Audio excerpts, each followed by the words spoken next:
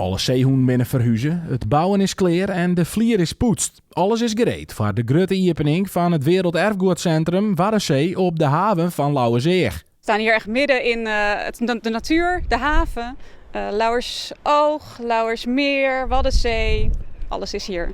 Het centrum had het waard nog meer een beleving meidje, met help van een interactieve ervaring.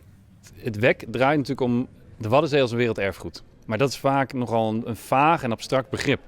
Terwijl iedere bezoeker weet vaak wel dat de Waddenzee heel mooi is. En daar hebben ze wat mee. Dus eigenlijk dagen we hier uit dat nog wat meer te verdiepen. Van wat is nou eigenlijk echt wat je met de Waddenzee hebt. En hoe relateert dat dan weer met een erfgoed.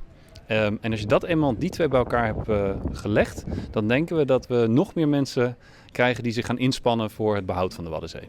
Want de UNESCO Werelderfgoedstatus staat onder druk. In het centrum wordt ook met hulp van de zeehoen die het oer kan binnen uit Pieterburen het verhaal van het waard inzichtelijk maken. Het is een zeehoenenziekenhuis op de haven. De laatste jaren vangen we steeds minder dieren op, omdat we eigenlijk strenger zijn geworden in het opvangbeleid. We houden dieren het liefst zo lang mogelijk in de natuur.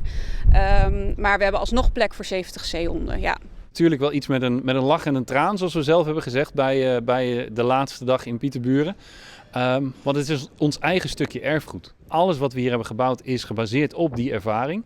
En daarnaast wat we weten dat we met dit centrum kunnen doen, is eigenlijk nog meer betekenen voor die zeehond. Dus in die zin is het een prachtige soort evolutie van Pieterburen zelf. Daarna zwemmen de beesten nou echt in het zeewater van de Waadzee. Met hulp van buizen wordt dat water onvierd naar de zwembaden boppen op het Werelderfgoedcentrum.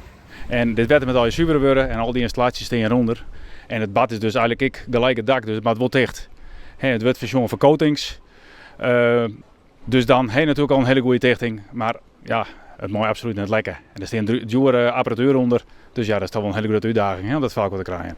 Ik denk dat we hier wel meerdere tientallen jaren door kunnen en dat we makkelijk die 50 jaar weer aan gaan tikken.